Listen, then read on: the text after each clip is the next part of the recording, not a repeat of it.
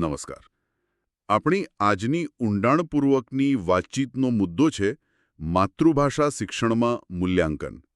ખાસ કરીને એકમ 3 માતૃભાષા શિક્ષણનું મૂલ્યાંકન એના પર આપણે ધ્યાન કેન્દ્રિત કરીશું. હા, બરાબર.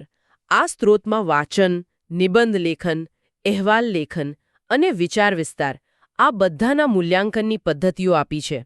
અને આપણો હેતુ એ છે કે આ દરેક કૌશલ્યના મૂલ્યાંકનની પદ્ધતિઓ અને એનું જે મહત્વ છે એને વિગતવાર સમજીએ.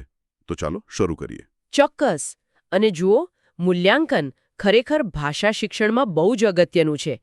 પેલો સાર્થ જોડણી કોષ છે ને, એમાં કહ્યું છે કે મૂલ્યાંકન એટલે મૂલ્ય આંકવું. મૂલ્ય આંકવું. હા, પણ શૈક્ષણિક રીતે જોઈએ તો એનો અર્થ વધુ ઊંડો છે. આપણે જે ભણાવવાના હેતુઓ નક્કી કર્યા હોય એ કેટલા સિદ્ધ થયા તે જાણવાની આ એક વ્યવસ્થિત પ્રક્રિયા છે. એટલે આ ખાલી પરીક્ષા જેવું નથી એમને? ના, બિલકુલ નહીં. આ તો સતત ચાલતી પ્રક્રિયા છે. જેમ પેલું સ્ત્રોતમાં કહ્યું છે, રેચર્સ અને ડોંગ નામના શિક્ષણશાસ્ત્રીઓ. અચ્છા, એમના નામ છે. હા, એમનો ઉલ્લેખ છે. એ લોકો કહે છે કે શિક્ષકે તો બધી રીતે બધા સમયે વિદ્યાર્થીનું નિરીક્ષણ કરતા રહેવું જોઈએ. આ ખાલી રિઝલ્ટ જાણવા માટે નથી, પણ એના આખા વિકાસને સમજવા માટે છે. બરાબર. એટલે આ સતત ચાલતું અને સર્વગ્રાહી હોવું જોઈએ. ઓકે, તો ચાલો સૌથી પહેલા વાચનના મૂલ્યાંકન 3.3 થી શરૂઆત કરીએ. સ્ત્રોત કહે છે કે વાચન તો અનિવાર્ય છે, ખરું? એકદમ સાચી વાત. જ્ઞાન મેળવવા, સાહિત્ય માણવા અને રોજબરોજના જીવનમાં ટકી રહેવા માટે પણ માહિતી તો વાંચવી જ પડે ને. અને પેલું 4 કૌશલ્યોની વાત છે, શ્રવણ, કથન, વાચન, લેખન. એમાં વાચનને શું કહ્યું છે? એને ગુરુચાવી કહી છે. ખરેખર એના વગર બીજા કૌશલ્યો અધૂરા લાગે. અને વાચનના 2 મુખ્ય પ્રકારો પણ છે ને સ્ત્રોતમાં, મુખવાચન અને મૂકવાચન. હા, મુખવાચન એટલે મોટેથી વાંચવું, જેમાં અવાજ, ઉચ્ચાર, આરોહવરો બધું જ આવે. આનાથી વાંચનાર અને સાંભળનાર બંને અર્થ સમજે. જેમ કે વર્ગમાં વાંચીએ કે કોઈ સભામાં. બરાબર. અને જેટલું અર્થગ્રહણ સારું એટલું મુખવાચન પણ સારું થાય. અને બીજું છે મૂકવાચન, એટલે મનમાં વાંચવું. હા, શાંત વાચન. આપણે લાઇબ્રેરીમાં કે બસ ટ્રેનમાં મુસાફરી વખતે કે પછી ઘરે એકલા વાંચતા હોઈએ ત્યારે એ મુખવાચન. આનો ઉપયોગ જીવનમાં ઘણો વધારે થાય છે. અને એના ફાયદા શું ગણાવ્યા છે? ઝડપ. હા, એક તો ઝડપ. ઓછા સમયમાં વધુ વંચાય. બીજું, ધ્યાન વધારે રહે, એટલે અર્થ પણ જલ્દી અને ઊંડો સમજાય. અને ત્રીજું, એ આપણને સ્વતંત્ર રીતે વિચારવા પ્રેરે છે. મનન કરવા માટેનું વાચન છે. અચ્છા, તો હવે મુખ્ય વાત પર આવીએ.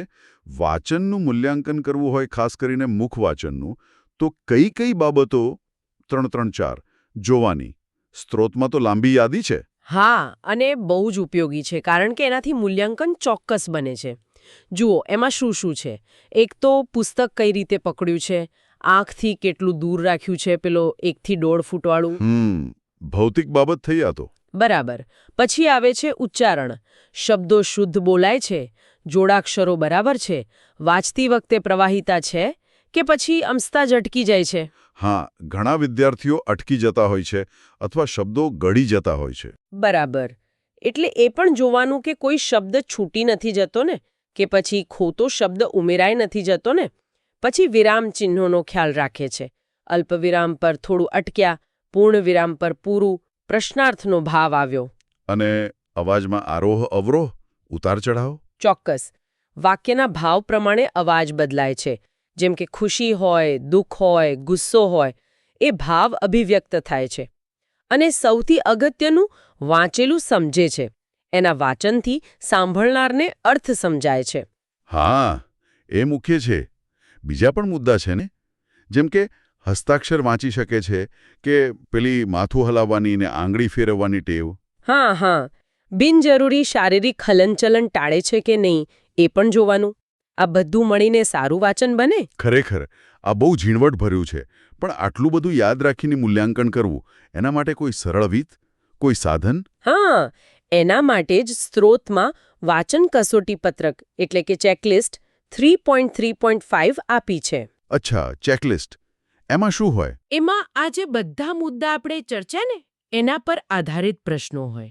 જેમ કે પુસ્તક પકડવાની રીત સાચી છે, હા કે ના? વિરામચિહ્નોનો ખ્યાલ રાખે છે? હા કે ના? યોગ્ય આરોહ અવરોહ છે? હા કે ના? શુદ્ધ ઉચ્ચારણ કરે છે? હા કે ના? વાંચેલું સમજે છે? હા કે ના? એટલે શિક્ષકે ખાલી ટીક કરવાનું. બરાબર. નિરીક્ષણ કરીને હા કે નામાં નિશાની કરવાની. જેટલા હા વધુ એટલું કૌશલ્ય સારું, જેટલા ના વધુ ત્યાં સુધારાની જરૂર. આનાથી શિક્ષકને ખબર પડે કે ક્યાં ધ્યાન આપવાનું છે. અને પેલું અર્થગ્રહણ એ તો મુખ્ય છે ને? હા, એ તો મુખ્ય જ છે. ચેકલિસ્ટ પછી પણ મૌખિક પ્રશ્નો પૂછીને કે કંઈક લખાવીને કે કોઈ પ્રવૃત્તિ કરાવીને અર્થગ્રહણ ચકાસી શકાય. સરસ. એટલે ચેકલિસ્ટ એક સાધન છે નિદાન અને માર્ગદર્શન માટે. ચાલો હવે આગળ વધીએ નિબંધ લેખનના મૂલ્યાંકન 3.4 તરફ. નિબંધ એટલે શું કહે છે સ્ત્રોત? બંધન રહિત. હા, શાબ્દિક અર્થ એવો છે, પણ લેખનમાં એનો અર્થ છે કોઈ વિષય પર પોતાના વિચારોને તર્કબદ્ધ અને ક્રમવાર રજૂ કરવા. એમાં તમારી વિચારશક્તિ, કલ્પના, ભાષા પરની પકડ બધું દેખાય. એટલે લેખિત અભિવ્યક્તિ માટે આ બહુ મહત્વનું સાધન છે. ચોક્કસ. સારા નિબંધમાં ભાષા સારી હોય, સુવાક્યો હોય, કલ્પના હોય અને વિચારોનો ક્રમ જળવાયો હોય. પણ વિદ્યાર્થીઓ લખે એટલે ભૂલો તો થાય જ. એ ભૂલો સુધારવા માટે સ્ત્રોતમાં પેલી લેખન તપાસણીની સંજ્ઞાઓ 3.4.3ની વાત છે એ રસપ્રદ છે. એ શું છે? હા, એ બહુ જ કામની વસ્તુ છે. આ સંજ્ઞાઓ એટલે એક જાતના ટૂંકા કોડ. શિક્ષક આખી ભૂલ પર મોટો છેકો મારવાને બદલે ભૂલની નીચે લીટી દોરીને હાંશિયામાં એની સંજ્ઞા મૂકી દે. દાખલા તરીકે કઈ સંજ્ઞાઓ છે? ઘણી છે. સ્ત્રોતમાં 18 જેટલી આપી છે.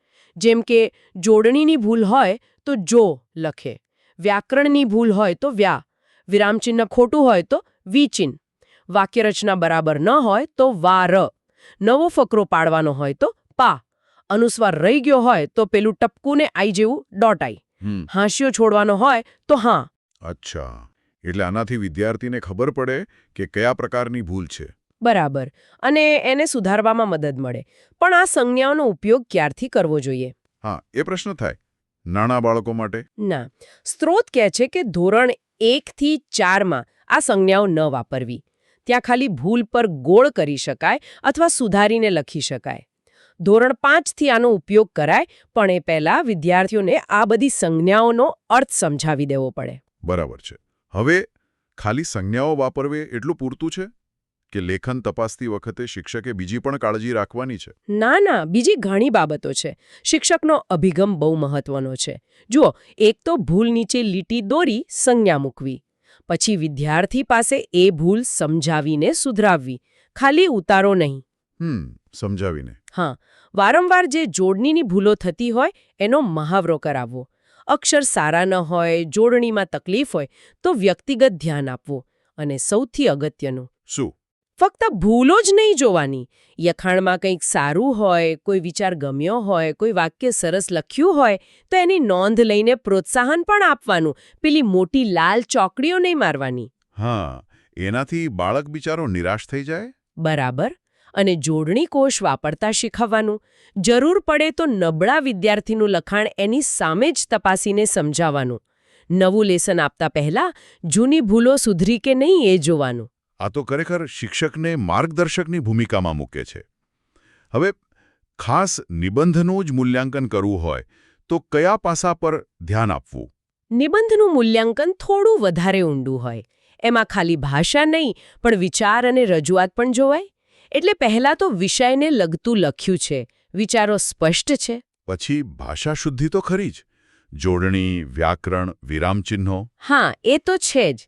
પછી રજૂઆત કેવી છે, વિચારો ક્રમમાં છે, તર્કબદ્ધ છે, ફકરા બરાબર પાડ્યા છે, શરૂઆત અને અંત આકર્ષક છે. અને પેલું કહેવતો, રૂઢિપ્રયોગો, સુવાક્યોનું શું? હા, એનો યોગ્ય જગ્યાએ ઉપયોગ કર્યો છે, શબ્દો બરાબર વાપર્યા છે, અને મૌલિકતા કેટલી છે, પોતાના વિચારો છે કે ગોખેલું છે. મૌલિકતા એ પારખવું અઘરું નહીં? અઘરું તો છે, પણ અનુભવી શિક્ષકને ખ્યાલ આવી જાય. અને છેલ્લે અક્ષર કેવા છે, લખાણ સુઘડ છે કે નહીં એ પણ જોવાનું. ઓકે, આટલા બધા મુદ્દા? આના માટે પણ પેલી ચેકલિસ્ટ જેવું કંઈ છે? હા, ચેકલિસ્ટ જેવું જ, પણ થોડું અલગ. એને ત્રિબિંદુ ક્રમ માપદંડ કહે છે. 3 બિંદુ ક્રમ માપદંડ એટલે 3 પોઈન્ટ. હા, એમાં દરેક મુદ્દા માટે 3 વિકલ્પ હોય: ઉત્તમ, મધ્યમ અને કનિષ્ઠ. શિક્ષકે વિદ્યાર્થીના નિબંધને દરેક મુદ્દા પર આ 3માંથી એકમાં રેટ કરવાનો. દાખલા તરીકે અક્ષરો સુવાચ્ય છે એવું વિધાન હોય તો એની સામે ઉત્તમ, મધ્યમ કે કનિષ્ઠ પર ટીક કરવાનું. બરાબર. એ જ રીતે જોડણી શુદ્ધ છે, ભાષા પ્રયોગો યોગ્ય છે, વિચારોમાં ક્રમિકતા છે, મૌલિકતા છે, પ્રસ્તાવના ઉપસંહાર બરાબર છે, આવા વિધાનો હોય. આનાથી ફાયદો શું? મળે ખબર પડે કે કયા પાસામાં વિદ્યાર્થી ઘણો સારો છે, ક્યાં ઠીક છે અને ક્યાં બહુ મહેનતની જરૂર છે. ઓવરઓલ ગુણવત્તાનો અંદાજ પણ આવે.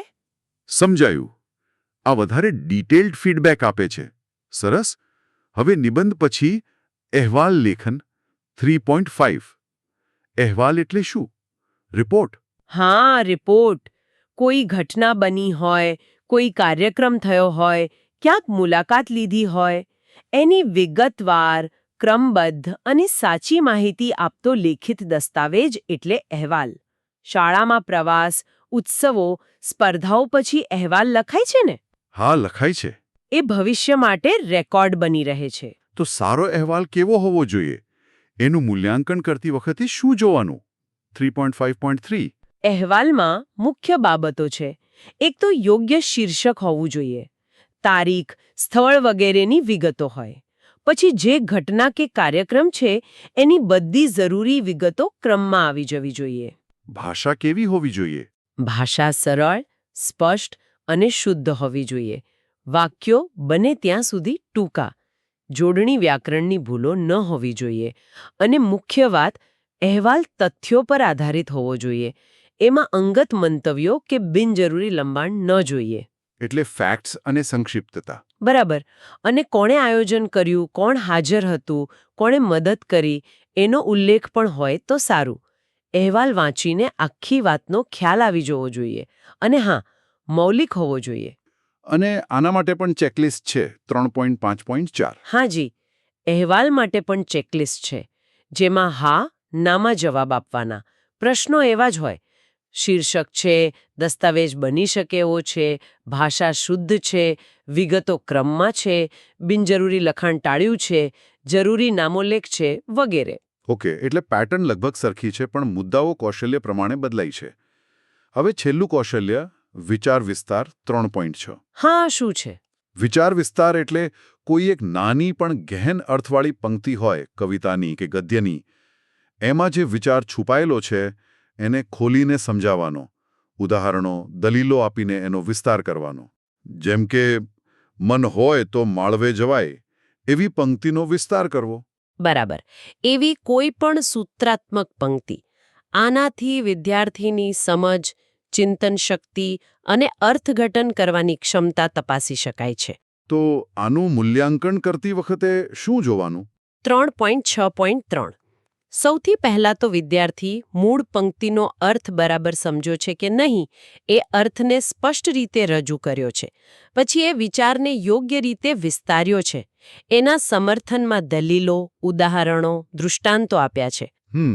જો પંક્તિમાં કોઈ રૂપક કે વ્યંગ જેવું હોય તો એ સમજાવી શક્યો છે. કહેવતો કે સારા શબ્દો વાપર્યા છે, વિચારો ક્રમમાં છે, ફકરા પાડ્યા છે અને અંતે આખી વાતનો સાર કે બોધ લખ્યો છે. અને ભાષા શુદ્ધિ, અક્ષર, શૈલી એ બધું તો ખરું જ ને? હા, એ તો દરેક લેખન કૌશલ્યમાં જોવાનું જ. ભાષા શિષ્ટ, સરળ, પ્રવાહી હોવી જોઈએ. જોડણી, વ્યાકરણ, વિરામચિહ્નો બરાબર હોવા જોઈએ. અને આની પણ ચેકલિસ્ટ 3.6.4 હશે જ, ખરું ને? હા, ચોક્કસ. એમાં પણ હા-ના વાળા પ્રશ્નો. મૂળ પંક્તિ સમજાઈ છે, અર્થ સરળ ભાષામાં લખ્યો છે, દૃષ્ટાંતો વાપર્યા છે, રૂપક વ્યંગ સમજાયો છે, સારબોધ તારવ્યો છે, મૌલિકતા છે, ક્રમબદ્ધતા છે, પુનરાવર્તન નથી ને, જોડણી શુદ્ધ છે. સરસ. તો આપણે આજે આ 4 મુખ્ય ભાષા કૌશલ્યો, વાચન, નિબંધ, અહેવાલ અને વિચાર વિસ્તાર, એના મૂલ્યાંકનની પદ્ધતિઓ, માપદંડો અને પેલી ચેકલિસ્ટ ને ક્રમ માપદંડ જેવા સાધનોની બહુ વિગતવાર વાત કરી. આ બધું જોતા એ સ્પષ્ટ છે કે મૂલ્યાંકન એ ભાષા શીખવવા માટે કેટલું જરૂરી છે. આ આખી ચર્ચા પરથી શું કહી શકાય ટૂંકમાં? ટૂંકમાં એમ કહી શકાય કે સ્ત્રોતમાં જે મૂલ્યાંકનની વાત છે એ ખાલી માર્ક્સ આપવાની કવાયત નથી. એનો હેતુ છે વિદ્યાર્થીને સમજવાનો. એ ક્યાં છે, એની તાકાત શું છે, ક્યાં મુશ્કેલી છે. અને એને મદદ કરવાનું. બરાબર. આ ચેકલિસ્ટ, ક્રમ માપદંડ, લેખન સંજ્ઞાઓ છે ને, એ શિક્ષકને મદદ કરે છે કે વધુ ચોક્કસ, વસ્તુલક્ષી અને રચનાત્મક ફીડબેક આપી શકે. આનાથી આખી પ્રક્રિયા એક સંવાદ જેવી બને છે, જે વિદ્યાર્થીને આગળ વધવા માટે દિશા અને પ્રોત્સાહન આપે છે. આ વિકાસલક્ષી મૂલ્યાંકન છે. વિકાસલક્ષી. બરાબર કહ્યું. એટલે આ સાધનો અને પદ્ધતિઓ બંને માટે ઉપયોગી છે, શિક્ષક અને વિદ્યાર્થી. હવે એક છેલ્લો વિચાર મનમાં આવે છે. આપણે જોયું કે આ બધી પદ્ધતિઓમાં માનવીય નિરીક્ષણ, સૂક્ષ્મ અવલોકન અને વ્યક્તિગત પ્રતિભાવનું કેટલું મહત્વ છે. હા, જેમ કે નિબંધમાં મૌલિકતા જોવી, વાંચનમાં ભાવ પકડવો. બરાબર. હવે આપણે એઆઈ એટલે કે આર્ટિફિશિયલ ઇન્ટેલિજન્સના જમાનામાં છીએ, તો શું લાગે છે ભવિષ્યમાં આ એઆઈ જેવા સાધનો ભાષાના આવા ગુણાત્મક પાસાઓનું મૂલ્યાંકન કરી શકશે? એ શિક્ષક જેવો સંદર્ભયુક્ત વ્યક્તિગત પ્રતિભાવ આપી શકશે કે પછી આ માનવીય મૂલ્યાંકનનું મહત્વ હંમેશા અલગ જ રહેશે? આ એક વિચારવા જેવો મુદ્દો છે, નહીં? ખરેખર એક મોટો પ્રશ્ન છે કે ટેકનોલોજી ક્યાં સુધી જઈ શકે છે અને માનવીય સ્પર્શનું સ્થાન લઈ શકે છે કે કેમ, ખાસ કરીને ભાષા જેવા સંવેદનશીલ ક્ષેત્રમાં. વિચારવા જેવી વાત છે.